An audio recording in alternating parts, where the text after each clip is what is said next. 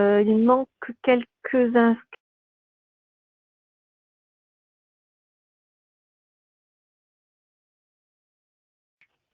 Bonjour à toutes et à tous. Bienvenue dans ce webinaire SOCOL. Merci de votre présence ce matin. Donc, ce webinaire aujourd'hui est organisé en partenariat avec la FEDEN, l'ADEME, Qualit ENR, pour à destination des exploitants, en fait, dans le but de présenter dans une petite session les atouts, les différentes opportunités que représente la chaleur solaire pour les exploitants. Donc, nous allons tout d'abord regarder quels sont les atouts de la filière. Ensuite, Fabrice Bétouis de l'ADEME présentera le dispositif de réhabilitation et reviendra sur les aides de l'ADEME, qui sont spécifiquement intéressantes pour les exploitants formés. Et puis, donc, Maxence Olivard de Qualit ENR nous détaillera le déroulé spécifique, les intérêts de la formation SOCOL exploitant. Ensuite, Hugo Guillaume de la FEDEN reviendra sur les opportunités spécifiquement donc, qui définissent la chaleur solaire pour les exploitants avec diverses informations. On aura un retour d'expérience d'un bureau d'études donc sur une installation solaire en particulier. Ensuite, nous pourrons avoir un temps d'échange. Donc, je suis Edith Porcher, je suis coordinatrice de projet pour Enerplan et je vais vous présenter cette première partie. D'autre part, donc pendant la présentation, nous allons couper vos micros. Vous aurez la possibilité de poser des questions par le chat et à la fin de la présentation, enfin de toutes les présentations, nous reprendrons les questions qui ont été posées le long du webinaire, nous répondrons aux questions et s'il y avait des questions encore en attente, on aura la possibilité d'échanger de toute façon après le webinaire.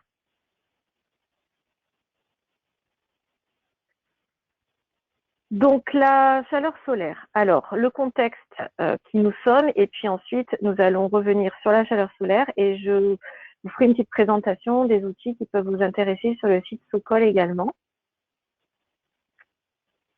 Donc, ce webinaire est proposé par Enerplan, dont nous animons la filière solaire en France depuis 1983. Et dans le cadre de cette animation, avec nos adhérents et nos partenaires, nous travaillons également pour structurer la filière et dans le cadre de la filière solaire thermique, nous avons des actions spécifiquement dans le collectif avec l'initiative SOCOL. Cette initiative SOCOL, pour ceux qui ne la connaissent pas, c'est une collaboration avec des experts et des partenaires qui existent depuis 2009, avec depuis le début le soutien de l'ADEME et depuis 2013 également le soutien de GRDF. Aujourd'hui, nous sommes près de 3000 connectés. Alors, lorsqu'on parle de membres pour SOCOL, c'est une adhésion qui est complètement gratuite. L'initiative SOCOL, cette plateforme collaborative, elle est vraiment au service de la filière. Le fait d'être membre, c'est sur simple demande et ça permet tout simplement d'accéder à l'espace membre et d'être au courant des actualités via la newsletter. Donc, les informations contenues dans le site que je vais vous présenter, elles sont accessibles à tous, que l'on soit membre ou pas membre, mais le fait évidemment de faire la démarche de devenir membre, ça permet d'avoir des services supplémentaires. Aujourd'hui, les actions principales, elles sont dans la diffusion des bonnes pratiques et également d'apporter ces outils à la connaissance de toute la filière pour permettre à tous de réaliser des projets en chaleur solaire collective qui soient fiables, durables et performants. Dans le cadre de ces travaux SOCOL, donc depuis maintenant 11 ans, nous élaborons des outils techniques. Je vous parlerai tout à l'heure de quelques outils principaux que vous pourrez vous procurer, auxquels vous pouvez accéder sur le site SOCOL. Et nous travaillons également avec les organismes de formation et de qualification notamment donc Qualité ENR que nous entendrons tout à l'heure sur cette formation spécifique Socol exploitant. Les outils de communication permettent de diffuser notamment justement la connaissance de ces outils qui sont destinés vraiment à tous les acteurs de la filière, et évidemment nous travaillons aussi au niveau régional avec des partenaires dans certaines régions qui sont un peu nos homologues sur le terrain. Dans le cadre de ces actions Socol et de la diffusion d'informations, depuis 2016, nous avons démarré une série de webinaires. Et évidemment, depuis le mois de mars, ces webinaires ont pris une place encore un peu plus particulière, puisque on a vraiment senti une demande de la part des partenaires de mettre à profit la période de confinement pour en savoir plus sur la chaleur solaire. Et pour ceux qui n'ont pas pu assister au premier webinaire, ils sont en replay sur justement la partie membre du site Socol. Donc, je les ai résumés ici, mais bien sûr, vous aurez accès aux présentations et évidemment, si vous êtes membre ou que vous le devenez, vous pourrez également revoir ces webinaires qui sont pour certains plutôt techniques, pour d'autres un peu plus généralistes, pardon. Et puis, d'autre part, les présentations, les supports de présentation. Et nous avons encore plusieurs webinaires prévus au mois de mai. Donc, avec cet après-midi aussi un webinaire sur le bouclage et des webinaires prévus la semaine prochaine et les semaines suivantes. Toutes les informations que je vous présente, elles sont disponibles sur le site Socol. Et donc, comme je vous le disais, pour pouvoir accéder notamment donc à ces webinaires passés, vous pouvez tout simplement rejoindre la communauté Socol. Il y a quelques cases à remplir et ensuite vous êtes membre, vous recevez vos identifiants et vous pourrez également vous tenir au courant de toutes les nouveautés, notamment concernant les outils dont je vais vous parler, qui évoluent régulièrement, qui sont mis à jour assez souvent, et ça vous permet de savoir lorsqu'un nouvel outil est à disposition également. Donc, c'est assez intéressant. Dans un premier temps, je voulais revenir sur les atouts principaux en fait en quelques minutes de la chaleur solaire collective. Donc la première chose évidemment, c'est de bien avoir en tête que quand on parle de solaire, on a souvent à l'idée le solaire photovoltaïque, alors que les besoins en chaleur et en froid sont vraiment le cœur des besoins en énergie, avec quasiment la moitié de l'énergie qui est destinée à justement à répondre à ces besoins de chaleur et de froid, avec seulement 26% pour l'électricité.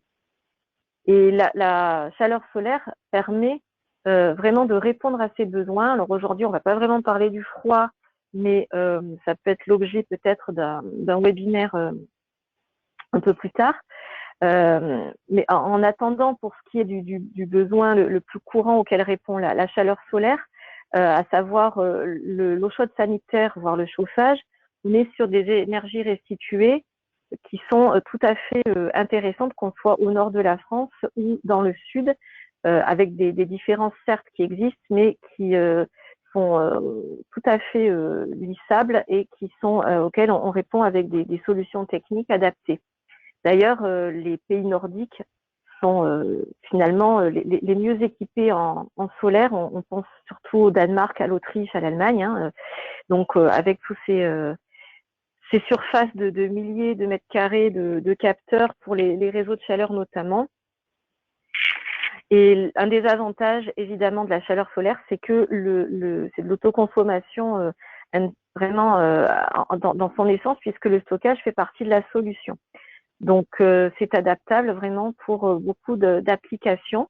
On pense souvent à l'habitat, mais c'est aussi l'occasion, vraiment, la chaleur solaire, de répondre à des besoins spécifiques dans d'autres domaines, le médico-social, l'eau technique. Donc, si ce sujet vous intéresse en particulier, nous aurons un webinaire dédié à cette solution le 20 mai, avec notamment les résultats de l'étude Légiosol été présentés, qui sont actuellement en cours d'intégration aux outils Socol, mais également pour tout ce qui est tourisme, même dans des applications à variation de puisage. On a évidemment de plus en plus de demandes pour les grandes installations dans l'industrie, pour les réseaux de chaleur. Et puis, au-delà des solutions techniques, ce sont aussi des solutions économiques qui sont proposées, puisque aujourd'hui, que ce soit des entreprises dédiées à faire du tiers investissement ou même des fabricants qui proposent des solutions un petit peu différentes avec du leasing, de la revente de kilowattheures et donc ces fameux aussi contrats de performance énergétique dont tout à l'heure Hugo Guillaume nous parlera en plus de détails. Donc, je voulais vous donner quelques exemples d'applications. Ces exemples, vous pouvez les retrouver sur le site Socol avec beaucoup d'autres.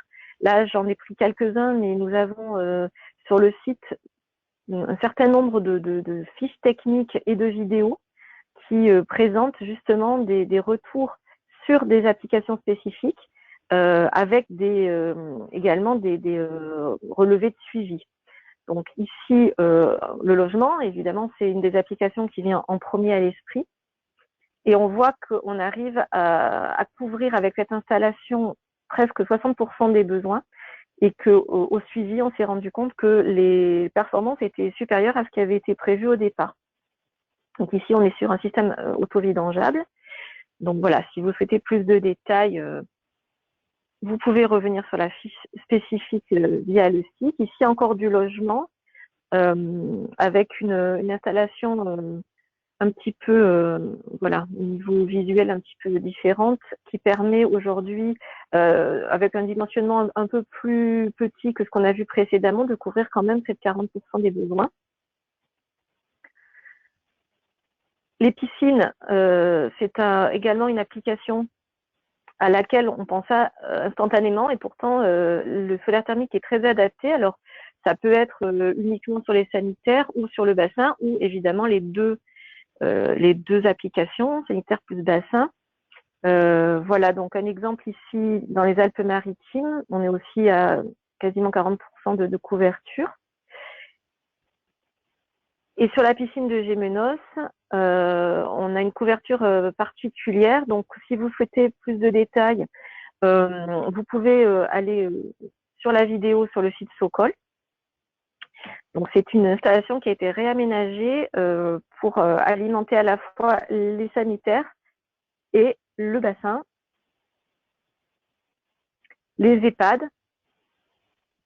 Donc là, une installation qui a un caractère d'intégration des capteurs un petit peu spécifique puisqu'elle se trouve dans un village et donc on a un bel exemple d'une intégration de capteurs aussi dans un cadre un peu particulier avec plus de 60% des besoins qui sont couverts, un fort stockage.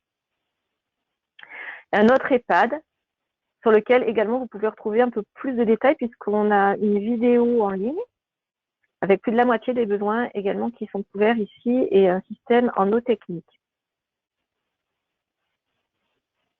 Et puis des applications un peu plus différentes avec ici de l'élevage de veaux, là aussi une vidéo, encore plus de la moitié des besoins couverts, avec une démarche particulièrement intéressante de cet éleveur pour une autonomie énergétique verte qui est très intégrée. Et enfin, service et tertiaire, nous avons ici par exemple une station de lavage dans le Nord. Donc un lavage de cuves pour les transports de liquide.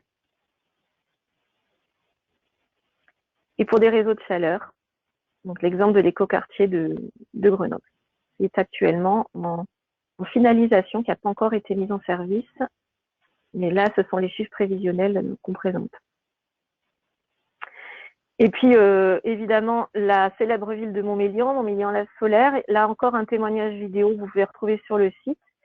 Et le témoignage de la maire de Montmélian qui explique que sur certains sites, elle est aujourd'hui avec une eau chaude quasiment gratuite, puisque certaines installations sont en place depuis presque 40 ans et donc qui permettent également pour des logements sociaux des charges vraiment réduites pour les habitants. Et également, ce qui est très intéressant et qu'on oublie souvent lorsqu'on parle de chaleur solaire, c'est de préciser que ça permet énormément de stabiliser le prix de l'énergie dans la durée. Tous les autres appoints qu'on va pouvoir utiliser, quelle que soit l'énergie, même les énergies renouvelables. On a forcément un coût de l'énergie, et ce coût, évidemment, on ne le maîtrise pas sur les 20, 30, 40 prochaines années, alors qu'en solaire thermique, une fois qu'on connaît le coût de l'investissement et le coût de l'exploitation, eh bien, le coût est connu pour toute la durée de la vie de l'installation. Et ça, c'est un énorme avantage pour s'assurer justement certaine tranquillité sur la gestion du prix de l'énergie. Ce recul également, on l'a puisque les installations, comme on vient de le voir, mais il y a d'autres exemples bien sûr, depuis 30, 40 ans, certaines installations sont en service avec des capteurs qui fonctionnent et qui sont en plus complètement recyclables. Et donc par rapport à ça, on peut affirmer les chiffres avec non pas des prévisions ou des simulations, mais un retour d'expérience qui est basé sur des suivis depuis plusieurs dizaines d'années. Et en plus, on a la chance d'avoir des systèmes qui sont fabriqués en France, voire en Europe, mais avec des sites de fabrication en France. Et voilà, c'est quand même quelque chose qui est à signaler et à garder en tête. Les durées de vie et évidemment les déclarations environnementales qui existent pour tout ce qui est justement notamment le neuf. On a souvent l'impression qu'il faut énormément de surface pour pouvoir bénéficier de la chaleur solaire, mais on a ici quelques ratios qui montrent que évidemment après il faut adapter entre les besoins, la surface nécessaire et le stockage, mais les surfaces nécessaires ne sont pas forcément énormes. Et puis on a évidemment au niveau des technologies la possibilité de disposer des capteurs de différentes formes, et c'est la même chose au niveau du stockage. On peut s'adapter aussi sur des chaufferies existantes. Les fabricants de ballons de stockage ont vraiment des solutions variées avec des solutions modulaires, et il existe aussi des ballons horizontaux qui s'empilent. Donc parfois le passage de la porte n'a pas été prévu, mais il existe aussi des solutions. Donc là aussi, les bureaux d'études ont l'habitude et proposent des solutions adéquates. Donc la maintenance, puisqu'on est sur le sujet aujourd'hui, on a travaillé sur comment permettre l'optimisation du niveau de maintenance avec des retours qu'on avait des maîtres d'ouvrage, mais également d'exploitants qui participaient au GT Socol et notamment des représentants de la FEDEN. Et on a écouté tout le monde. On s'est rendu compte que souvent, le prix de la maintenance, lorsqu'il était élevé ou que la maintenance rencontrait un souci avec une installation, notamment une installation solaire thermique existante, c'était parce que soit il y avait eu un souci au niveau de la conception, soit, et c'était le plus fréquent, parce que en fait, le traçage n'était pas effectué. L'exploitant arrivait dans une chaufferie et bien souvent après coup, c'est-à-dire l'installation était déjà mise en service, elle fonctionnait plus ou moins, il n'avait absolument pas de traces de comment l'installation avait été conçue, comment elle avait été mise en service, les réglages qui avaient été effectués. Ça n'avait pas été compilé dans un livret de bord. Et donc forcément, ne sachant pas trop où l'exploitant mettait les pieds, c'était pas forcément aisé, ni pour le maître d'ouvrage, ni pour l'exploitant. Et partant de ces témoignages et de ces retours d'expérience, mais partant aussi, et peut-être même surtout, des témoignages positifs, c'est-à-dire des situations où tout se passait bien, le maître d'ouvrage était ravi de ses performances, l'exploitant travaillait de façon optimum et donc pouvait offrir un service optimum et une prestation, un rapport qualité-prix intéressant. C'était parce que justement l'équipe finalement de réalisation, de mise en œuvre, de conception de l'installation avait été formée et était restée en contact. Et cela notamment au niveau du moment de la mise en service de l'installation. Et donc on a travaillé sur une étape spécifique qu'on a appelée la mise en service dynamique, qui permet à la fois de s'assurer justement que l'installation, lorsqu'elle est mise en service, produit les résultats qui avaient été prévus, et donc également que l'on compile dans un livret de bord les différentes étapes lors de la mise en service pendant les 3 à 6 premiers mois de démarrage de l'installation, en impliquant l'exploitant dès qu'on le peut et dans tous les cas en lui remettant à la fin de cette mise en service dynamique une installation entre les mains dont il sait qu'elle fonctionne, puisque l'installation, la mise en service dynamique n'est pas finie tant que la performance n'est pas atteinte, et également sur laquelle il va pouvoir consulter comment cette installation a été conçue, comment elle a été mise en service, quels sont les schémas, comment l'étude a été réalisée, quelles mesures ont été réalisées pendant les premiers mois de vie de l'installation, quels réglages ont été faits, éventuellement quelle mise à niveau a pu être faite en fonction de justement de peut-être de petites rectifications qui ont été effectuées. Voilà, donc ça, cette mise en service dynamique, elle permet vraiment d'optimiser la maintenance. Et donc, c'est une réponse finalement à la demande des différents intervenants. Et puis, voilà, une autre question qu'on a souvent, c'est de dire, est-ce que vraiment les logiciels de calcul arrivent à bien prévoir ce qui va être produit? Et donc, on a aujourd'hui, encore une fois, avec les différentes installations qui ont été suivies pendant des dizaines d'années, l'assurance que oui, les logiciels de calcul fonctionnent bien et sont précis. Simplement, évidemment, encore une fois, on revient sur une conception qui soit adéquate, mais également, c'est une question de communication. Parfois, le maître d'ouvrage a l'impression que l'installation ne lui donne pas ce qui avait été prévu, parce que on va confondre entre guillemets le taux de couverture et le taux d'économie. Donc, on s'est dit qu'il y avait là aussi peut-être quelque chose à faire, mais pas rentrer dans le détail aujourd'hui. Mais là aussi, Sokol a travaillé sur cette distinction pour bien expliquer notamment la prise en compte ou pas des besoins de bouclage. Et donc, là aussi, ça peut faire l'objet d'autres échanges, et notamment cet après-midi, nous avons un webinaire dédié spécifiquement au bouclage. Voilà, pour terminer sur la chaleur solaire, donc aujourd'hui sur ces atouts, eh bien évidemment, on a aussi la possibilité de bénéficier de financement, et donc que ce soit évidemment les aides du fonds chaleur sur lesquelles notamment tout à l'heure Fabrice Betouin nous expliquera le dispositif, et spécifiquement le dispositif de réhabilitation qui intéresse certainement les exploitants, mais également des appels à projets spécifiques. Et puis, comme je le disais, voilà, il y a des acteurs qui proposent aussi différentes manières de financer les installations. Aujourd'hui, on a vraiment une filière qui est bien structurée, avec des professionnels qui sont engagés pour vraiment une fiabilisation des installations à chaque étape du projet.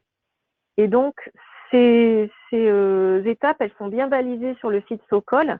Le site, il permet de revenir sur, alors on le voit évidemment aussi des outils de communication. Donc, je vous ai parlé tout à l'heure des opérations de référence avec les fiches dont j'ai extrait quelques exemples en début d'intervention, mais aussi les vidéos.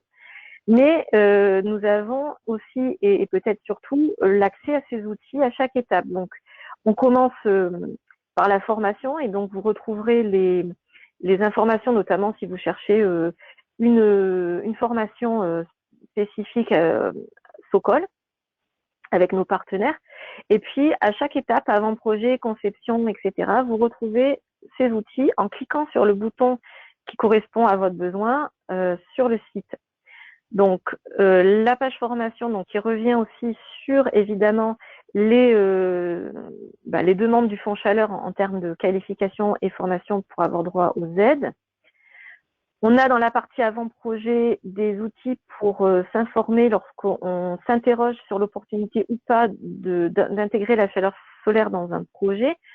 J'ai pas le temps de tous vous les détailler, mais il y a notamment un petit logiciel qui permet aussi de faire une première étude de faisabilité technico-économique, voir un petit peu ce que ça peut donner.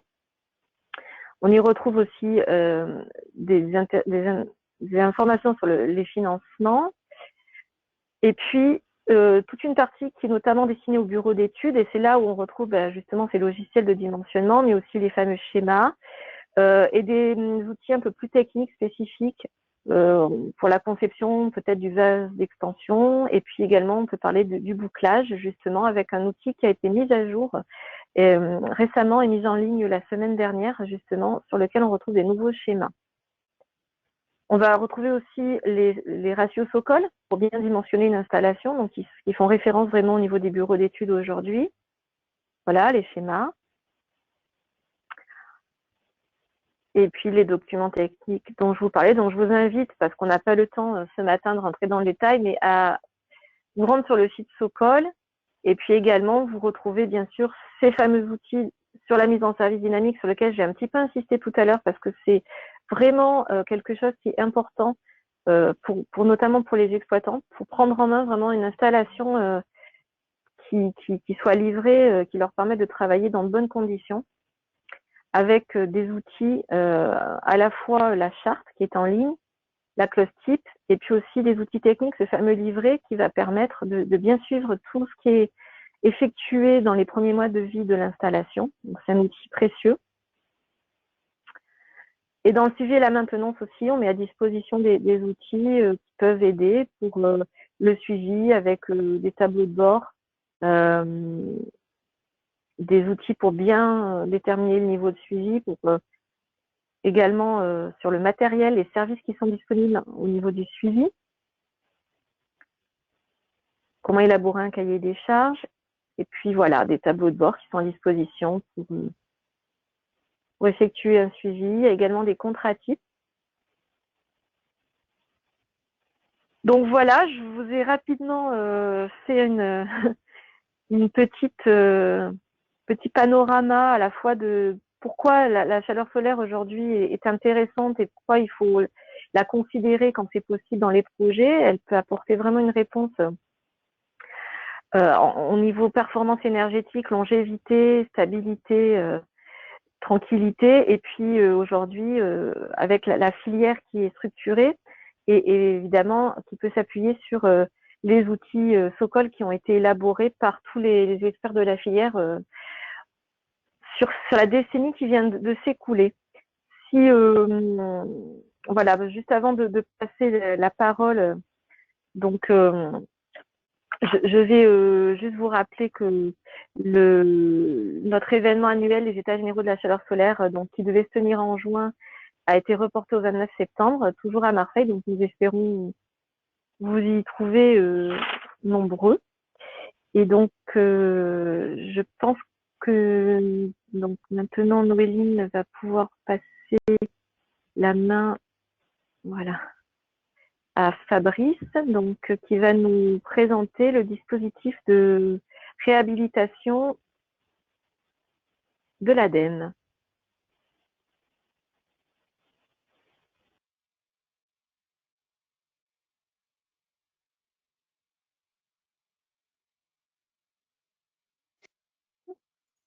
Allô, allô, vous m'entendez du coup? Oui. Hop. Alors, est-ce que vous voyez... Attendez, parce que du coup, Oui, on voit ton écran. vous voyez mon écran. Par contre, alors moi, Oui. par-dessus, j'ai toute la partie... mince.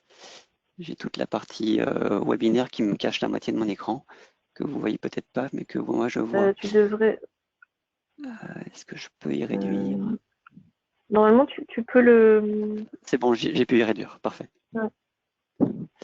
Ok, donc bonjour à tous. Donc Fabrice Bétouy de la direction régionale Auvergne-Rhône-Alpes, donc en charge du pilotage de ce dispositif d'aide à la réhabilitation, bien sûr conjointement avec les services centraux de l'ADEME qui s'occupent des énergies renouvelables, et puis donc des collègues qui sont dans le dispositif.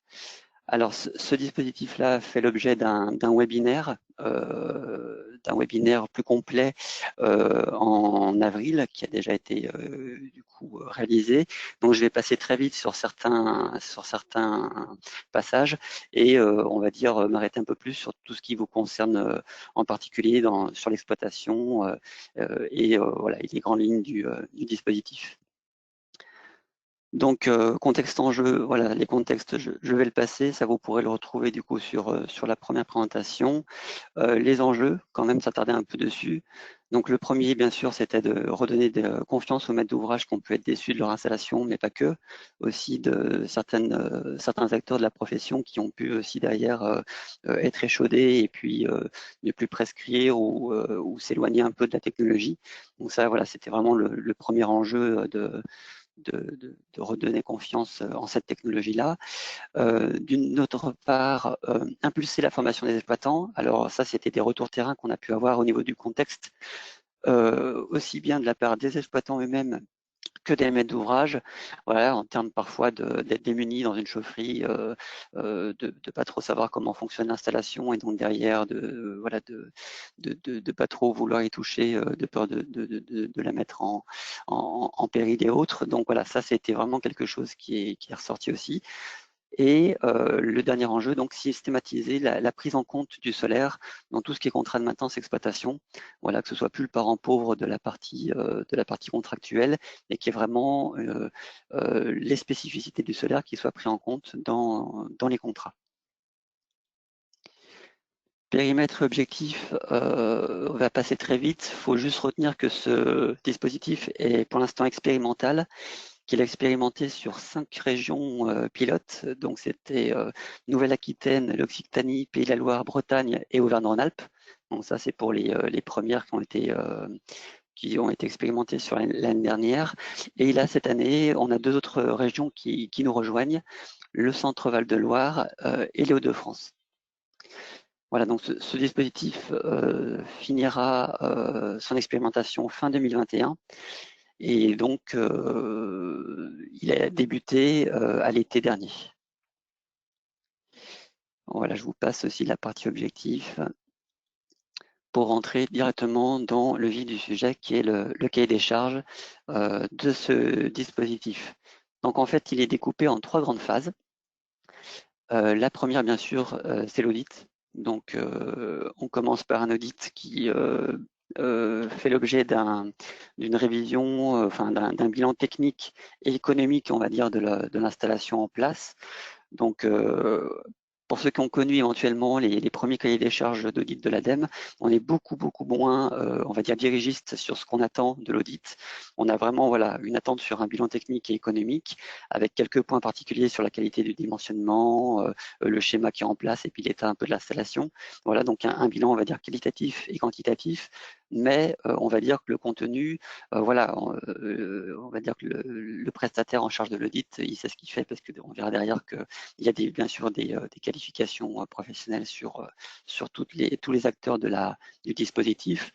Et donc voilà, derrière, on attend un audit en bonne et due forme sur ces points-là et qui aboutit bien sûr à un chiffrage des travaux de réhabilitation. Voilà, des préconisations de travaux et leur chiffrage.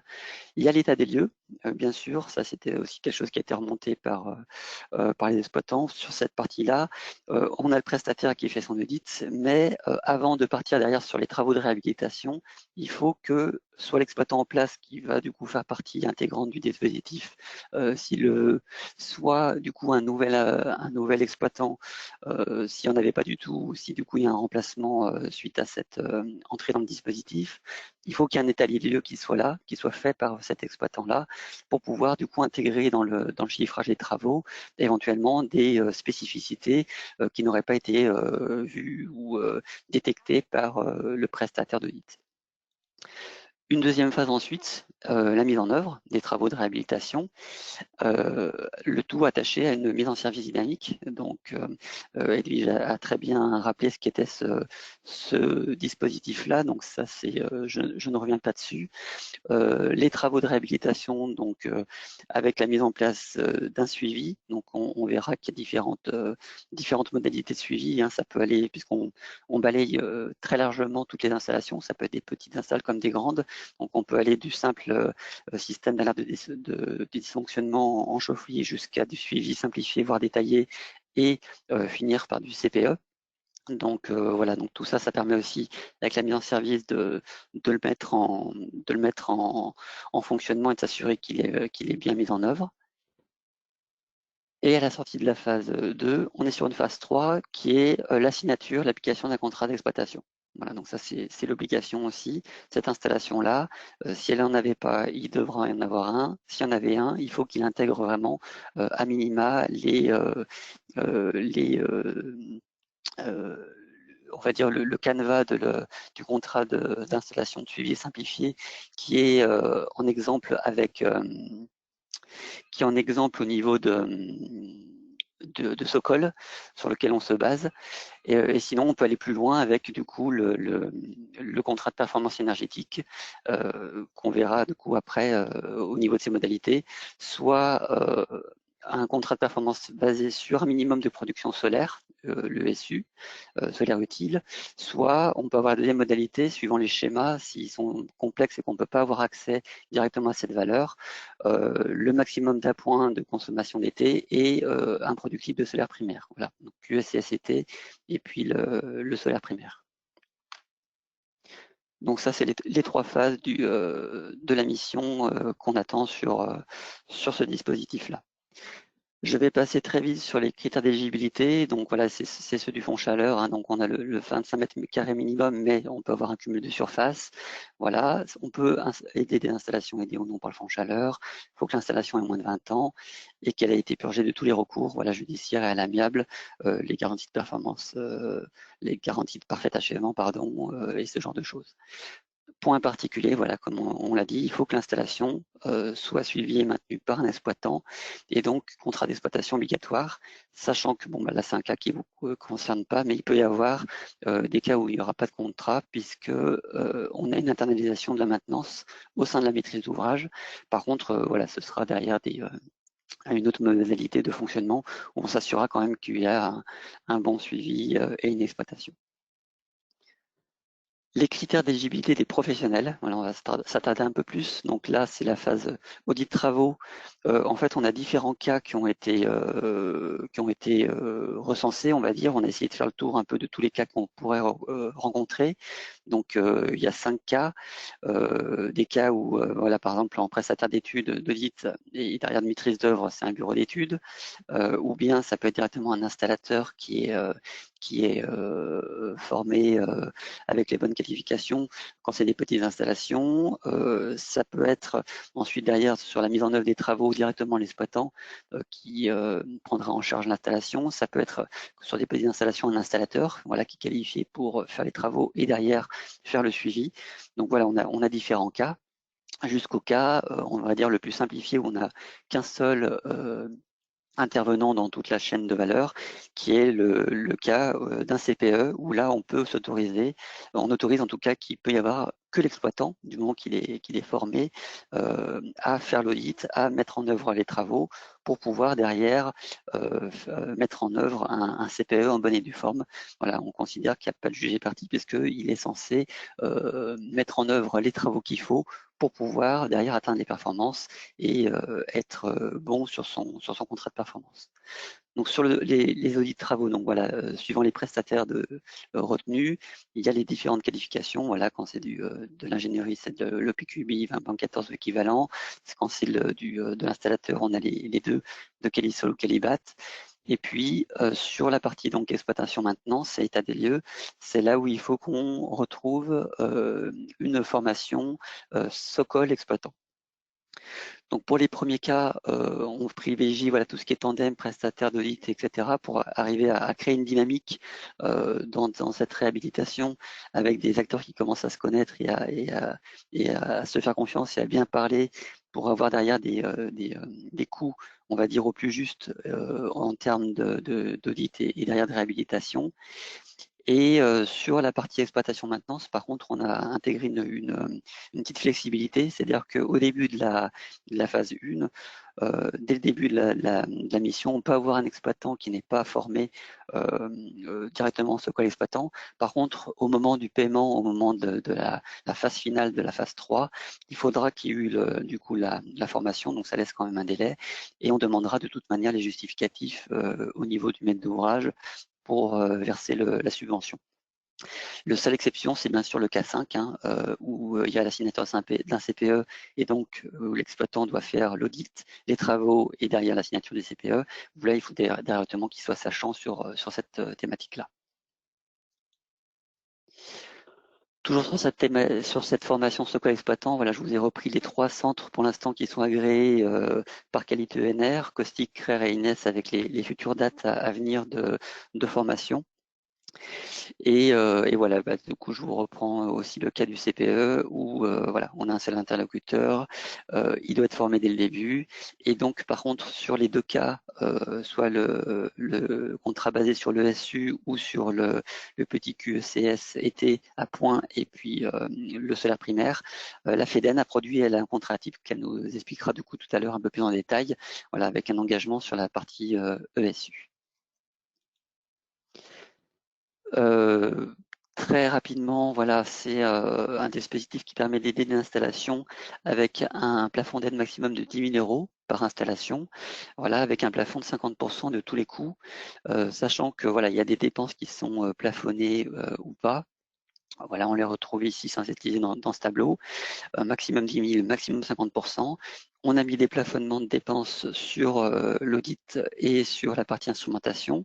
Voilà, sachant que l'instrumentation peut ne pas être aidée si il y a eu déjà une aide fonds chaleur, puisque c'est quelque chose qui est déjà en base. Voilà. Par contre, voilà, on n'a pas de dépenses maximales sur la partie travaux, puisqu'on a voulu faire la part belle là-dessus, puisque d'après les retours terrain qu'on a pu avoir, ça c'était expliqué dans le contexte, c'est vraiment cette partie-là qui freinait des maîtres d'ouvrage suite à des audits pour pouvoir passer à l'acte. Et donc, voilà, si derrière on a des coûts qui sont un peu plus faibles sur la mission d'audit maîtrise d'œuvre, voire l'instrumentation, et ben du coup, on a on va dire une enveloppe qui est un peu plus grande sur la partie des travaux. Ça, c'est expliqué sur des exemples. Je ne vais pas m'attarder en détail dessus puisqu'ils sont repris dans le premier webinaire pour comprendre un peu voilà comment ça fonctionnent les jeux de plafonnement de 50%, de 10 000 €, etc. sur différents cas. Voilà, pareil, je ne reviens pas sur un dépôt de dossier. Voilà, c'est plus repris en détail sur le premier webinaire. Voilà, juste bien sûr, voilà, on a des coûts qui sont inconnus en termes de coûts de chantier. Donc voilà, au moment du dépôt, il faut quand même être sur une enveloppe qui puisse maximiser le coût au maximum pour l'aide, puisque derrière, malheureusement, notre aide, elle peut être révisable à la baisse, hein, au moment du paiement, on est vraiment sur des factures réelles. Par contre, on ne peut pas la réviser à la hausse, puisque là, on est contractuellement attaché à une valeur maximale d'aide. Donc, il faut vraiment la maximiser au début. Voilà, et puis les différents livrables, pareil, je ne reviens pas dessus, hein, on retrouve bien sûr l'audit, et puis le livret mis en service, ce genre de choses, le contrat d'exploitation signé, et puis les factures réelles. En conclusion, je m'attarde un peu dessus quand même. Voilà, donc les attentes vraiment de ce dispositif, c'est voilà d'avoir la naissance d'offres globales, de tandem, d'acteurs de générer une dynamique d'acteurs, voilà, aussi bien bureau d'études, installateur, exploitant, pour pouvoir voilà créer une dynamique autour de cette réhabilitation du solaire, intégrer voilà la maintenance simplifiée, le fameux contrat qu'on peut avoir en exemple sur Socol. Encore une fois, en outil Socol, la mise en service dynamique. Voilà, c'est vraiment des choses voilà, pour que les acteurs soient de plus en plus, on va dire, en utilisation de et à l'aise avec ces outils-là. Promouvoir du coup la formation par le biais de Socol Exploitant, voilà, qu'on a vu, et puis faire connaître et expérimenter ce CPE avec, on le verra du coup, la partie CPE proposée par la FEDEN. Voilà, je ne reviens pas sur les points de constat et puis l'avancement pour l'instant. Sinon, je vais dépasser le temps. Vous retrouvez en fin de présentation les points contact ADEME de toutes les directions régionales qui sont dans le dispositif. Voilà, les 7, 5 plus 2 nouvelles en 2020. Et un petit point, voilà, il y a eu un point sur les nouveautés du fonds chaleur 2020 au niveau du solaire. Donc là, voilà, je vous brosse rapidement. Vous voyez, il y a eu il y a des aides au forfait, il y a des aides en analyse économique, on a des aides sur la production de chaudes solaires, on a des aides aussi bien sur l'industrie que les réseaux de chaleur. Donc voilà, c'est des aides qui peuvent être déployées sur les directions régionales, des aides qui peuvent être déployées au niveau national avec un appel à projet grande installation qui est renouvelé voilà, chaque année. Il y a cette année une nouveauté sur la valorisation aussi du bouclage, voilà, avec des paramètres particuliers sur d'éligibilité sur ce point-là. Donc voilà, pour dire que cette formation, les outils que vous retrouvez sur la partie réhabilitation peuvent aussi être utiles sur des nouvelles installations. Voilà, et on espère bien sûr aussi que la dynamique d'acteurs créée par la réhabilitation, voilà, permettra aussi derrière de repartir aussi sur de nouvelles installations neuves, voire aider dans le fond chaleur ou par d'autres biais. Voilà pour ma part.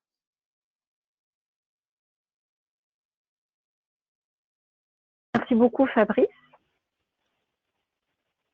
Donc, nous allons maintenant passer la parole à Maxence Oliver de Qualit ENR pour revenir sur la formation spécifique Socol exploitant.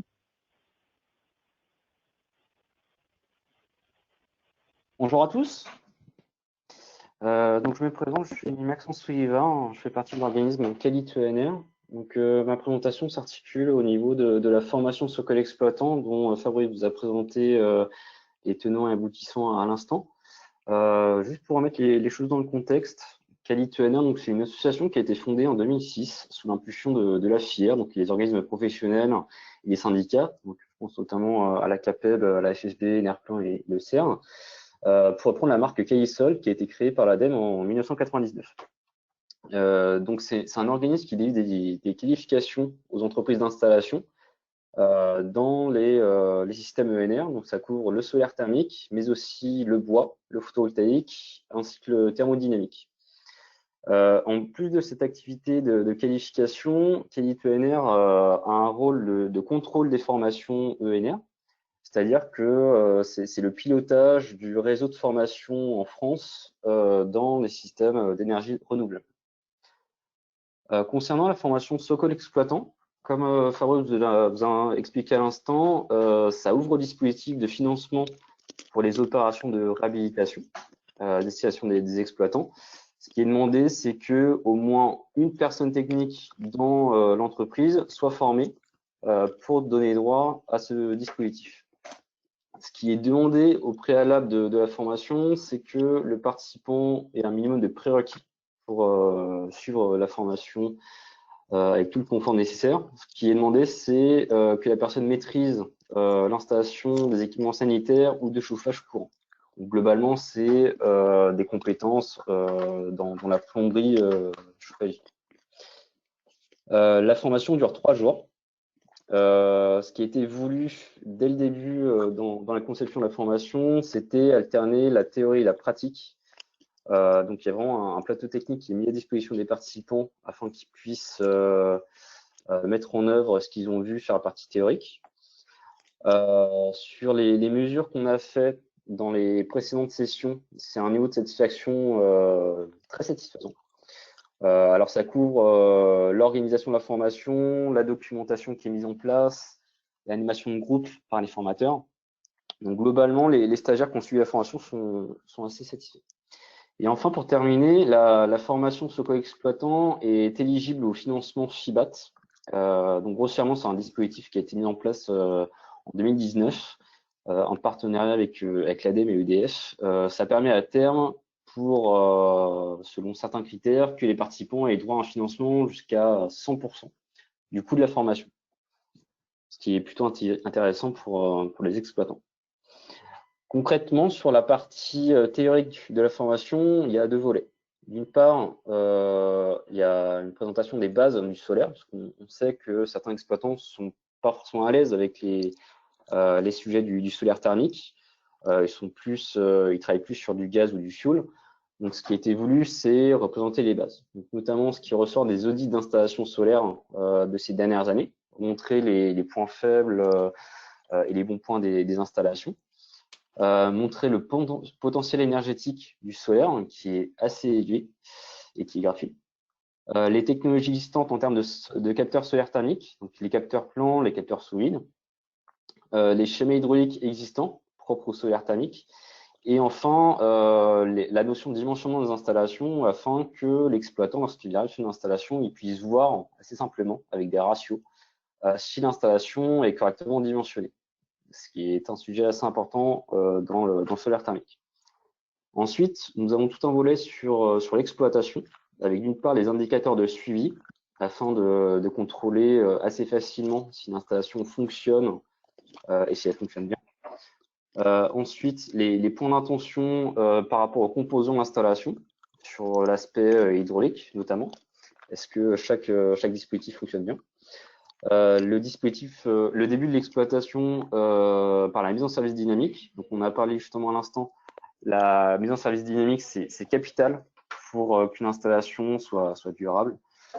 Le suivi des indicateurs de production, les notions de maintenance, avec quels sont les points d'intention à avoir lorsqu'on fait la maintenance, quelles sont les actions à mettre en place.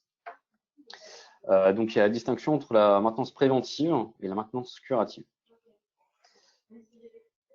Comme je vous l'ai indiqué, il y a toute une partie qui se fait sous forme d'exercice en salle de formation. Donc, d'une part, le contrôle du rendement des capteurs, un calcul des performances de l'installation, le paramétrage de l'équilibrage hydraulique, le positionnement des sondes, la priorisation des corrections des défauts, le calcul des volumes caractéristiques d'une installation et un état des lieux d'une installation. Donc tout ça, ça va en complément de la partie théorique qui est faite en salle. Là, c'est vraiment des exercices qui permettent en sous-groupe de s'approprier le contenu théorique de manière à ce qu'il puisse être restitué lors d'une installation, enfin sur une installation en conditions réelles. Et en plus de ça, on a des exercices sur plateau technique, donc qui représentent une véritable installation solaire thermique.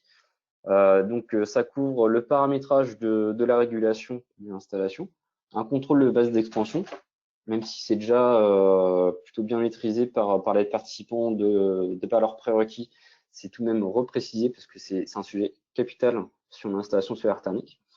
La vérification de l'efficacité de l'échangeur à plaques, l'équilibrage des débits d'une installation, les étapes d'une maintenance, le contrôle du fluide caloporteur du circuit primaire, encore une fois propre au solaire thermique, et enfin un relevé et l'analyse des données de productivité afin de voir si l'installation fonctionne bien ou pas.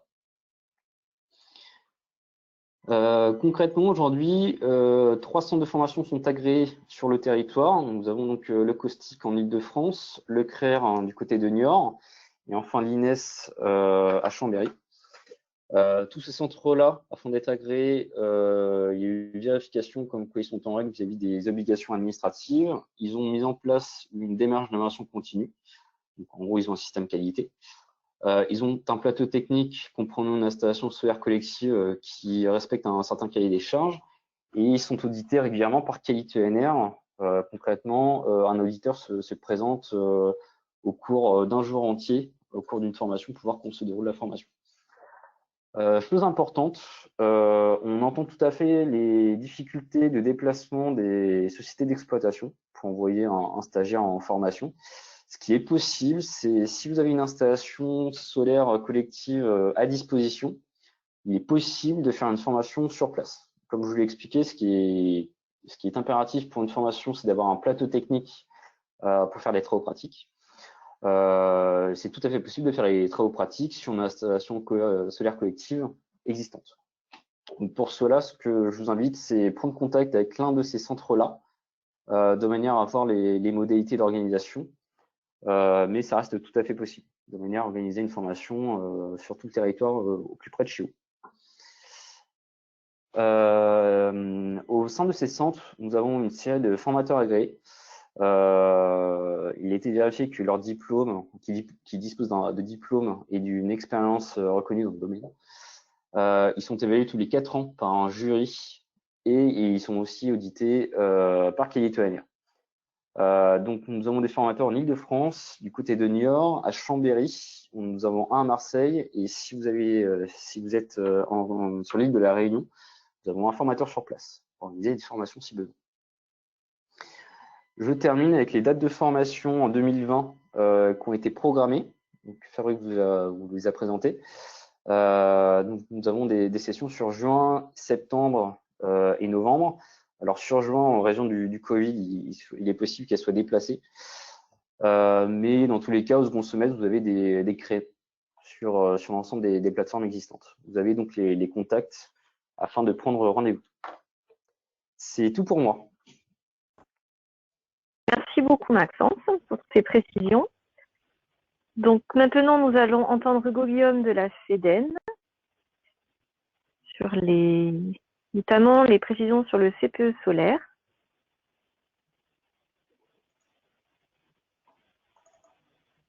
Voilà, merci. Bonjour à tous. Alors, je vais juste le lancer. Donc, ça démarre. Voilà. Donc, bonjour à tous, je suis Hugo Guillaume. Donc, je suis secrétaire général du SNEC au sein de la FEDEN, du syndicat national donc, de l'exploitation climatique et de la maintenance. Juste pour faire un point rapide sur la FEDEN, ça sera pas très long puisque je pense que la majeure partie d'entre vous connaissent déjà la FEDEN. Donc, on est une fédération de 7 syndicats de métiers composés de 2 pôles principaux, on va dire, avec d'un côté donc la partie efficacité énergétique représentée par le SNEC, notamment le SINASAV qui est plutôt sur le chauffage individuel, le CIPIM sur les solutions de pilotage et IT, et puis le CIPMI sur la partie facility management. Et puis 3 syndicats qui sont plutôt sur la partie donc chaleur renouvelable, dont c'est un peu le thème également aujourd'hui, au niveau donc du SNCU pour les réseaux de chaleur et de froid, du SVDU pour la valorisation énergétique des déchets, et puis du SN22 qui est un syndicat de bureaux d'études dans l'énergie et l'environnement qui nous a rejoint récemment. Voilà, donc notre mission étant de promouvoir les solutions que peuvent proposer nos adhérents et soutenir donc leurs activités. Au cours de l'année dernière, donc on a réfléchi avec l'ADEME sur l'intérêt d'intégrer le solaire thermique dans ce qu'on appelle les contrats de performance énergétique. Je reviendrai un petit peu sur la définition tout à l'heure, mais la réflexion, elle vient d'un principe simple et de ce que vous connaissez probablement, c'est le décret tertiaire, donc qui a été mis en avant l'année dernière et qui démarre à partir de cette année. D'ailleurs, récemment, il y a eu la publication de l'arrêté tertiaire méthode qui donne un peu les premières indications par rapport à la méthode à appliquer pour atteindre les objectifs du décret. Ce qu'on présente régulièrement au niveau de la FEDEN, c'est donc ce schéma. Le principe est simple, c'est que dans notre stratégie de rénovation du parc tertiaire, l'objectif est d'abord d'atteindre à l'horizon 2030 un objectif de 40% de réduction des consommations avec des opérations qui doivent être autoportantes financièrement, donc qui consistent plutôt en des rénovations techniques où on peut atteindre jusqu'à 35% d'économie d'énergie avec un temps de retour sur investissement assez court, et dans lequel, pour atteindre les 40%, on peut tout à fait envisager la mise en place de solaire thermique, qui semble être une solution parfaitement adaptée pour répondre aussi bien aux objectifs de coût maîtrisés qu'aux objectifs d'atteindre une réduction de consommation suffisante et importante, je pense, dans le contexte actuel, à l'horizon 2030. Et puis l'ensemble de ces actions permettent un peu d'économiser, en fait c'est vraiment le principe d'économiser via ces réductions de consommation pour faciliter un investissement plus lourd dans des opérations patrimoniales qui s'inscrivent peut-être dans un temps un peu plus long, à l'horizon 2050, puisque l'objectif fixé par le décret tertiaire, c'est bien à 60% à l'horizon 2050. Et là, avec un temps de retour investissement beaucoup plus long, on peut envisager des opérations patrimoniales après 2030. Donc, c'est vraiment l'intérêt du solaire thermique et celui qu'on percevait, c'était de pouvoir être un complément intéressant aux solutions qu'on propose régulièrement d'ailleurs dans l'exploitation, qui sont plutôt des solutions techniques, de rénovation technique. Juste pour revenir rapidement sur la définition d'un CPE, je pense que c'est bien de vous la présenter quand même. Par rapport à un contrat d'exploitation classique, il y a différents niveaux. On va dire, on a la partie contrat de moyens où on s'engage sur un niveau de maintenance des équipements. On a des contrats d'exploitation qui sont maintenant bien ancrés où on a un objectif de résultat sur la consommation. L'objectif d'un contrat de performance énergétique, c'est il est un peu double. C'est d'abord d'être un contrat global, donc qui intègre, comme l'expliquait d'ailleurs tout à l'heure l'ADEME, l'ensemble des phases de votre projet de réhabilitation ou rénovation, et puis qui intègre une amélioration, une garantie dans la durée d'une amélioration réelle de votre performance énergétique. Donc en résumé, c'est un pourcentage d'économie d'énergie qui vous est garanti dans le temps. Il y a 4 dispositions qui nous paraissent essentielles dans un contrat de performance énergétique. C'est d'abord bien identifier les gisements, qui correspond à l'audit dont on parlait précédemment, ou l'état des lieux. En clair, c'est votre situation qui va vous servir de référence. Qu'est-ce qu'on consommait avant? Comment l'installation solaire produisait avant, éventuellement? La seconde partie, c'est la garantie des économies d'énergie dans la durée. Donc combien on va pouvoir atteindre comme réduction des consommations, et la garantie dans le temps de cette, donc c'est une garantie contractuelle dans le temps de cette réduction de consommation. Ensuite, il y a un plan d'action de performance énergétique qui correspond aux travaux de réhabilitation sur du solaire thermique, ou qui peuvent plus largement correspondre à vos travaux de rénovation énergétique sur un bâtiment, et qui sont mis en œuvre par le même opérateur. Et puis enfin, et c'est un point important pour justifier aussi des choix qu'on a pu faire dans notre contrat sur le solaire thermique, c'est la nécessité d'avoir une méthode de mesure et de vérification de la performance. En clair, et pour revenir sur le point que j'ai souligné dans cette diapositive, l'objectif, c'est de viser une amélioration réelle de la performance, donc une amélioration qui soit mesurable.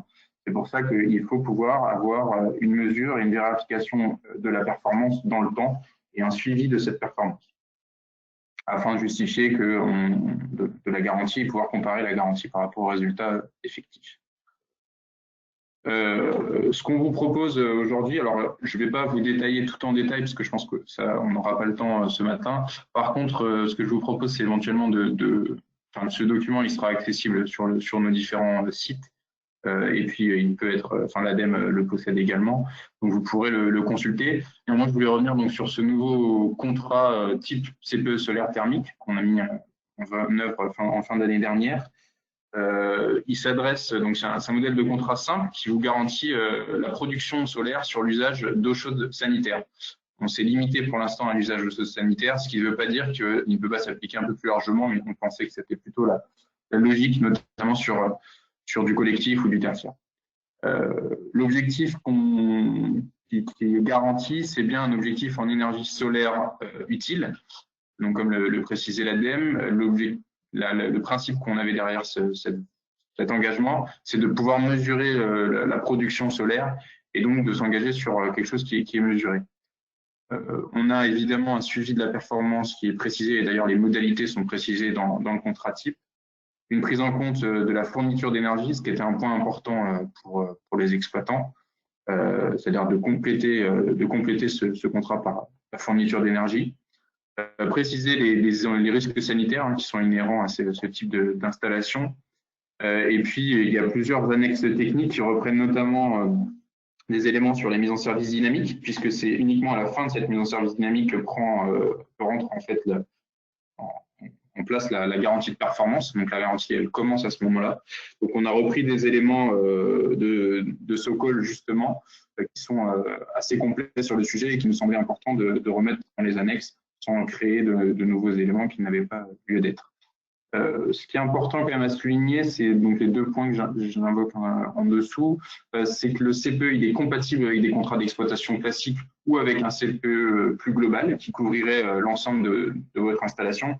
On en revient un petit peu à ce que j'évoquais en début de présentation, c'est que le CPE solaire thermique peut tout à fait être une annexe, on va dire, ou un complément à votre contrat plus global qui couvrirait l'opération de rénovation énergétique que vous mettez en place sur un bâtiment avec changement d'installation de chauffage, par exemple, ou des opérations qui peuvent intégrer éventuellement des opérations d'isolation. Donc, ça peut tout à fait s'intégrer et être un complément simple à ce contrat plus global. Et puis, comme le précisait l'ADEME, donc dans son programme de réhabilitation, c'est un modèle qui est reconnu par l'ADEME, qui permet à l'exploitant de prendre en charge l'ensemble du projet, ce qui n'empêche pas de pouvoir être aidé d'ailleurs par des bureaux d'études compétents, notamment sur la phase d'audit, mais qui peut lui permettre d'avoir un peu la main sur l'ensemble du projet pour qu'il puisse s'engager derrière sur une atteinte, sur un objectif d'économie d'énergie et de production solaire. Voilà, Je pense que c'était tout. Si vous avez d'autres questions sur le sujet, je serais ravi d'y répondre par la suite. Merci beaucoup. Parfait. Eh bien, donc, notre dernier intervenant, Arnaud Sarzac du bureau d'études SolarSeine, va nous donner des retours terrain.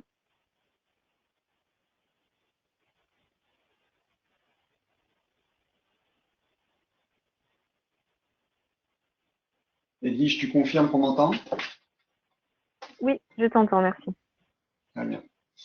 Alors, je vais mettre en... Je vais changer mon mode d'affichage pour prendre un petit instant. Voilà. Voilà. Je reviens en arrière.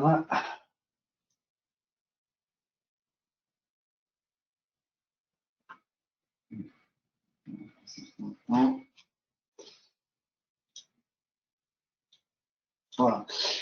Alors, effectivement, une copropriété à Marseille, maître d'ouvrage Le Girène. On a suivi cette installation, le fonctionnement de cette installation pendant 2 ans. Ça s'est fait avec le soutien de l'ADEME. On, c'est SolarSeine, hein, en tant qu'AMO sur cette opération. Et Ecogia en tant qu'installateur et exploitant. Alors, une rapide présentation du schéma de principe. On est donc sur du stockage en eau technique avec un appoint intégré, hein, donc l'appoint qui se fait dans la même partie, dans le même volume que le ballon solaire dans la partie supérieure, et ensuite une distribution qui se fait au travers d'échangeurs à plaques instantanés, donc forcément puisqu'on est sur 2 milieux différents. Et la particularité de ce schéma, c'est qu'on a un traitement de la boucle qui est dédié, hein, c'est-à-dire que vous avez à la fois de l'énergie solaire qui part pour le réchauffage de l'eau qui va servir à la distribution d'eau chaude, mais également de l'eau qui va servir au traitement des pertes de la boucle de distribution. Donc la surface de capteur et le volume de stockage ont été dimensionnés en conséquence. Initialement, on était sur des ratios habituels qu'on connaît et on a volontairement maximisé donc ces 2 paramètres pour s'approcher de l'autonomie estivale. Alors quelques photos pour s'en rendre compte, on a effectivement deux ballons tampons, bon, c'est du Zonecraft, hein, vous l'aurez remarqué, donc 2 ballons de stockage en parallèle, une petite chaudière d'appoint qui a été volontairement abaissée en puissance. Bon, ça c'est un peu notre expérience, on sait que ce qui fait le tort des installations, souvent, que ce soit solaire ou autre, qui nécessitent d'avoir recours à un appoint, c'est le surdimensionnement de la puissance des générateurs d'appoint.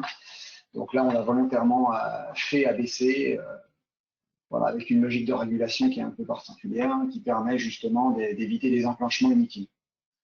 Et ensuite, on a effectivement donc là sur ces photos les 3 modules cascadés. C'est intéressant pour les exploitants, on y reviendra à la fin. Il y a un secours possible en cas de défaillance d'un des modules. On a un traitement adoucisseur, bon ça c'est évident, pour des raisons évidentes. Bien qu'on ne stocke pas d'eau sanitaire dans les ballons, il faut quand même pouvoir protéger les équipements sanitaires, en l'occurrence ici les échangeurs à plaques. Et là, on a une partie du champ de capteur qui est représentée ici. On est sur une structure bois. Bon, enfin, ça, c'est un peu une vue d'architecte, mais on n'a pas nécessité d'avoir ce support un peu complexe qui représente un surcoût très important. Bon, il a voulu faire ça pour une raison qui lui est propre apparemment, mais en tout cas, voilà, on est sur des capteurs qui sont intégrés sur châssis, comme on a l'habitude de voir, avec une angulation forte. On a 55 degrés, hein, c'est volontaire. Hein. Pour 2 raisons, on a cherché justement à maximiser les apports solaires en hiver, en mi-saison, et à minimiser la surchauffe estivale. Et on verra qu'on a, sur les 2 années de suivi, qu'on n'a jamais connu d'épisode de surchauffe. Alors, l'objectif de ce suivi, c'était donc de mesurer l'intérêt de produire de l'énergie solaire excédentaire au profit du réseau de distribution de ces bouclés. Alors, quand on dit excédentaire, du coup, c'est un terme qui est peut-être mal employé. Enfin, c'est pas excédentaire, c'est produire simplement plus d'énergie pour qu'on l'utilise à la fois pour réchauffer l'eau, mais également pour compenser les pertes de bouclage. Et ensuite, le deuxième intérêt, c'était justement de vérifier la pertinence d'un raccordement stratifié parallèle des ballons. Alors, c'est pas vraiment du parallèle, mais bon, on va dire que ça reste quand même un ballon qui ressemble plus à un ballon unique, stratifié parce qu'on a une logique de stratification dans ces ballons et surtout avec un appoint intégré. C'est-à-dire que là, on est vraiment sur un stockage unique avec le solaire qui se fait en partie basse et l'appoint qui se fait en partie haute, un peu comme on peut le voir avec des chauffe-eau solaires, de particulier. Donc, on a évidemment travaillé dès le début sur cette opération qui a été initiée en 2010. Et donc, on a complété l'instrumentation qui était prévue initialement en rajoutant des compteurs d'énergie et des compteurs à impulsion, notamment sur la chaudière gaz, où on remonte l'impulsion au volume de la chaudière gaz pour déterminer son rendement, par exemple. Enfin bon, voilà, il y a tout un. Alors, ça a été encore une fois fait avec Enfin, c'était soutenu par l'ADEME, parce que bon, des missions comme celle-ci représentent un coût. Mais l'objectif, je rappelle, c'était de pouvoir intégrer ce schéma qui est un petit peu atypique, enfin en tout cas en France, ce qui est quand même assez répandu dans d'autres pays, dans la bibliothèque, dans la schémathèque Socom.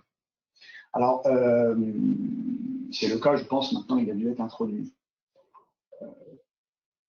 Donc, juste pour faire un élément hyper important, c'est qu'au niveau des premiers résultats de mesure, chose qui est assez surprenante et en même temps pour un bâtiment neuf très surprenante, mais qui l'est moins pour une copropriété par exemple existante, c'est qu'on a une répartition du besoin qui est relativement,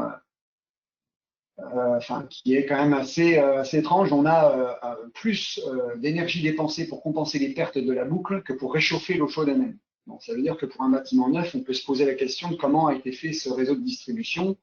Je précise qu'il était fait, on a lourdement insisté sur l'isolation du réseau. Donc, le réseau est isolé en classe 4, voire 5, à certains endroits.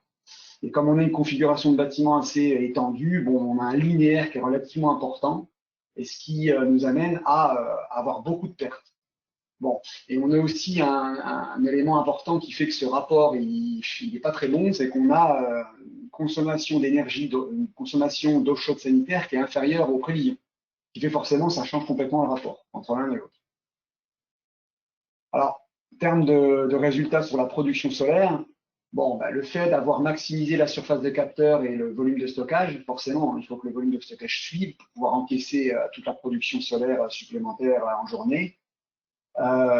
Bien, l'intérêt de ça, c'est qu'on va effectivement utiliser toute cette énergie pour compenser les pertes de la boucle de distribution. Donc, on voit qu'en théorie, avec le logiciel qu'on avait utilisé, enfin qui avait été utilisé à l'époque, c'était SimSol, on avait forcément une production solaire qui tendait à diminuer dans le courant de l'été parce que la consommation estivale tend également à diminuer. Et on voit que dans la réalité, puisqu'on utilise cette production solaire supplémentaire, eh bien on l'exploite au profit de la boucle de distribution et donc on maximise, on vient doper en quelque sorte la production solaire. Comment ça se traduit en termes de consommation d'appoint? Forcément, puisqu'on produit beaucoup plus en période estivale, on consomme beaucoup moins d'appoint. On est arrivé à quasiment l'autonomie en été. En août, bon, les gens partent un peu plus en vacances. Et en septembre, autonomie totale. Pourquoi? Parce que le capteur étant incliné à 55 degrés, on maximise les apports effectivement à cette période de l'année, puisque le soleil continue le soleil tend à la hauteur angulaire du soleil diminue, donc forcément on a, si vous voulez, une incidence du rayonnement solaire sur le plan du capteur qui est idéal, et donc on atteint l'autonomie en plein mois de septembre. Suffisamment rare pour le souligner quand même, mais il ne faut pas oublier que le principe, le but du solaire, c'est quand même d'essayer en tout cas d'atteindre l'autonomie estivale. Une chaudière en été qui s'enclenche, pour peu qu'elle soit surdimensionnée, c'est catastrophique. Les rendements, nous, on a mesuré pour certains à 15%. Alors, les résultats de mesure dans le sens plus général, effectivement, on a une consommation de CS réel qui est 37% inférieure aux prévisions. Bon, on avait utilisé les rapports, en fait, les ratios qu'on connaît, des l'INSEE à l'époque. Et en fait, dans les faits, les gens consomment moins. Par contre, les pertes de distribution annuelles, elles avaient été évaluées en partant de ratios. Il me semble que c'était, à l'époque, c'était entre 12 et 15 mètres linéaires par logement. Et dans les faits, c'est plus de 20 mètres linéaires par logement de réseau, donc ce qui nous amène à des pertes de distribution nettement supérieures. Pour autant, il faut dire merci aux pertes parce qu'on a pu doper l'installation, la production solaire. On voit qu'on a une excellente productivité. On a 729 kWh par mètre carré par an. Bon, moi, sur ce que j'ai eu l'occasion de mesurer, de suivre, on est plutôt aux alentours des 550-600 hein, sur les installations en moyenne. Là, on a 729. Donc, c'est pas parce qu'on a mis plus de capteurs et c'est pas parce qu'on traite la boucle à, entre guillemets, haute température qu'on ne va forcément faire chuter le rendement intrinsèque de notre installation.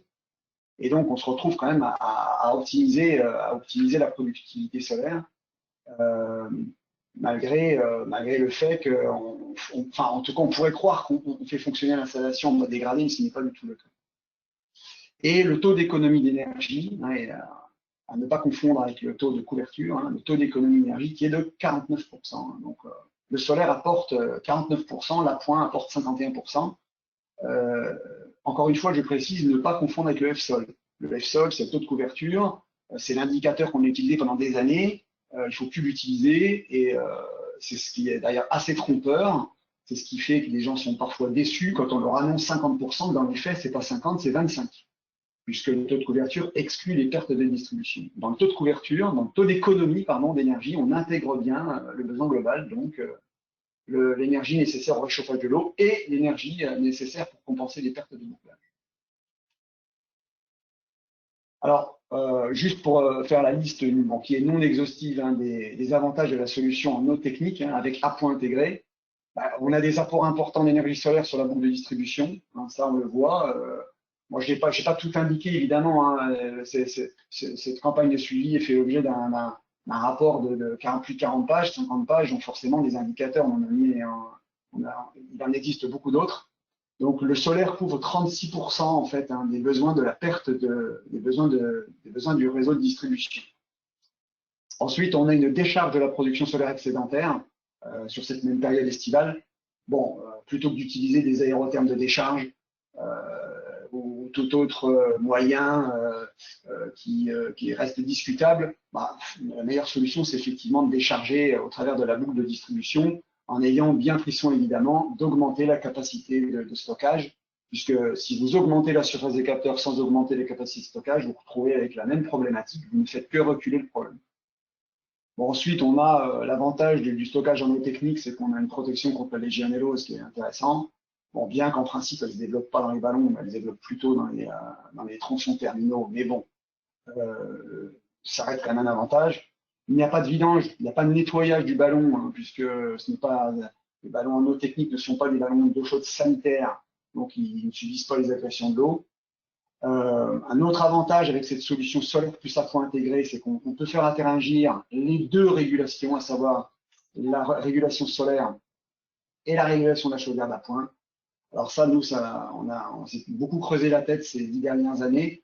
On est arrivé à développer un algorithme de fonctionnement qui arrive vraiment à optimiser la consommation des enclenchements de la chaudière, à minimiser les enclenchements de chaudière. Il faut surtout pas, à tout prix, enfin, il faut pas vouloir les dissocier absolument. Je sais qu'il peut y avoir des contraintes liées à l'exploitation derrière quand il y a deux exploitants, un exploitant sur le solaire, un exploitant sur l'appoint. Le fait d'avoir une seule régulation peut poser problème. Mais quand on a la possibilité d'avoir une installation avec une chaudière d'appoint qui ne fait que l'eau chaude sanitaire, je pense que c'est quelque chose qu'il ne faut surtout pas écarter. Et ensuite, pour les exploitants, je dirais le fait d'avoir une cascade de préparateurs ECS, c'est intéressant parce que d'une part, on dimensionne pour un besoin qui peut être très faible, avec une micro-débit, mais également des besoins qui sont plus élevés, en rapport avec, par exemple, le dimensionnement du DTU, hein, qui souvent a tendance à maximiser les débits de pointe. Bon, on est capable de couvrir toute la plage de fonctionnement de débit.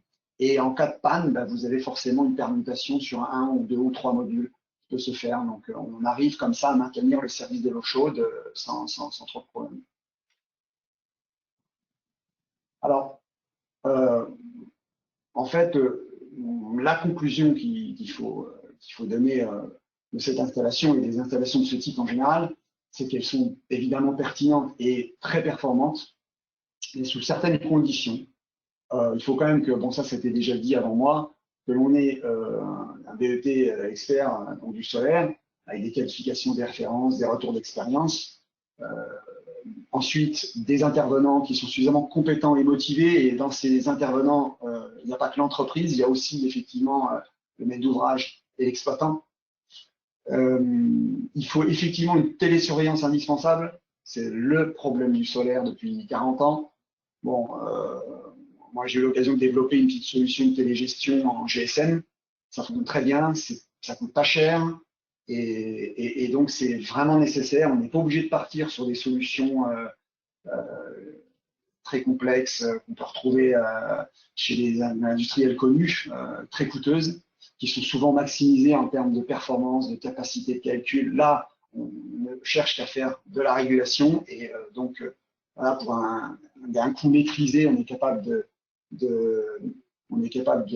voilà, d'avoir une solution qui répond au problème.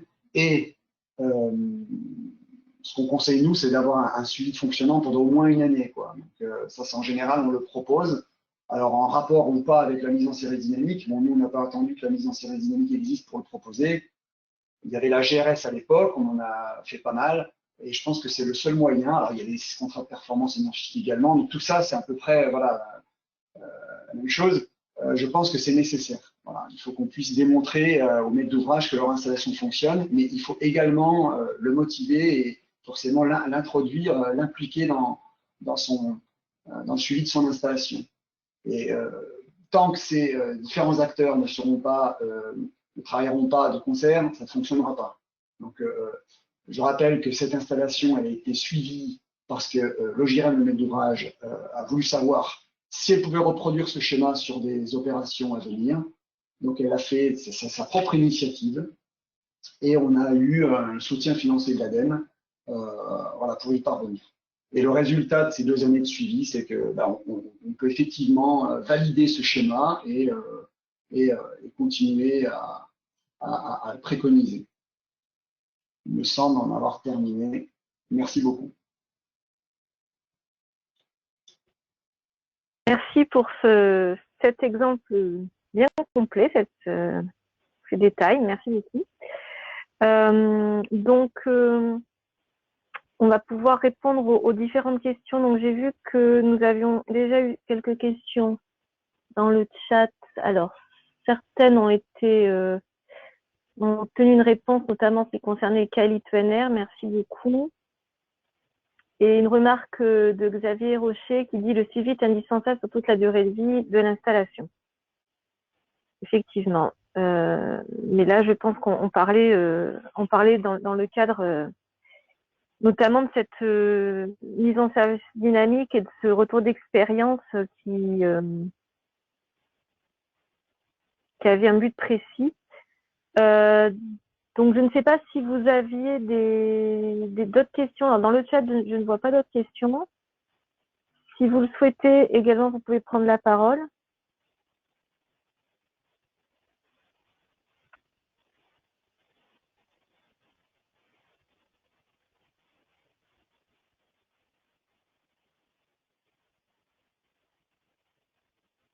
Je ne vois pas d'autres questions.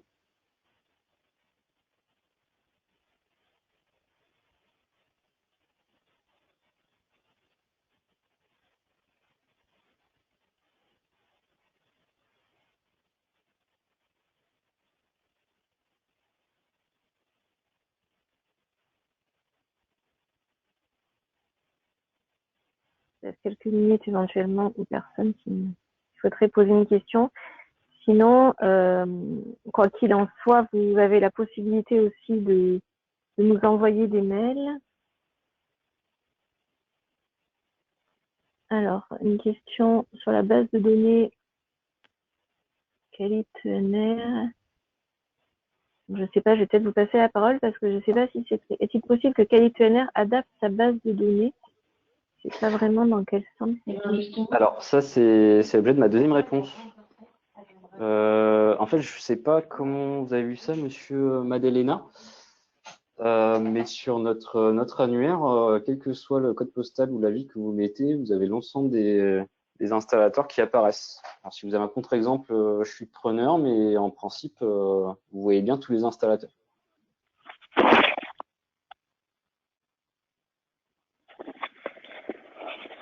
Après, de toute façon, éventuellement, si vous rencontrez des difficultés, vous pourrez contacter peut-être de manière spécifique avec un exemple.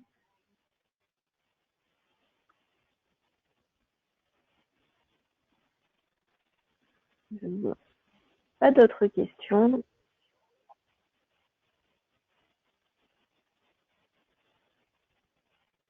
Comme je l'avais précisé en début de webinaire, les éléments seront disponibles, donc tous ces éléments de présentation, dans la partie membre du site Socol. Pour ceux qui ne sont pas membres, c'est assez rapide et c'est gratuit, donc pour bénéficier des informations également.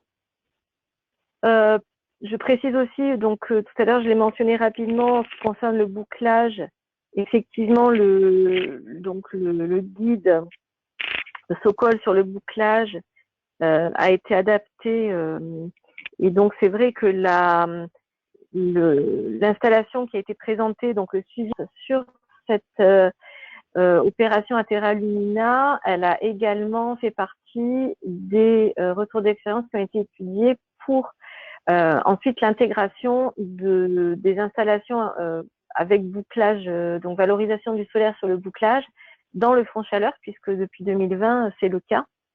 Donc ça aussi c'est disponible sur le site Socol, le nouveau guide sur le bouclage. Et donc cet après-midi également un webinaire spécifique dédié au bouclage.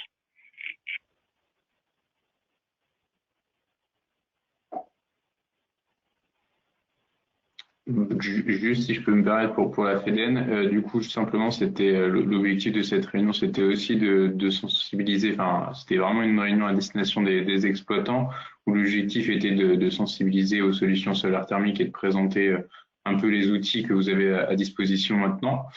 Donc il y en a une partie qui sera disponible effectivement sur ce call. Si vous avez des questions spécifiques sur le contrat de performance énergétique, il sera bientôt disponible donc, sur le site de la FEDEN. Et puis de toute façon, il est disponible aussi, je pense, auprès de l'ADEME dans le cadre du dispositif de réhabilitation.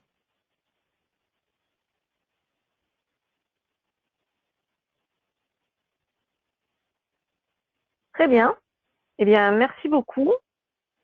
Merci à tous ces intervenants donc ce matin avec vraiment des informations précises et concrètes. Merci à tous les participants qui se sont connectés. Et puis, nous sommes disponibles pour des questions éventuelles dans un deuxième temps. Je vous souhaite une bonne continuation, de bons projets en solaire thermique et peut-être à bientôt pour un autre webinaire Socol.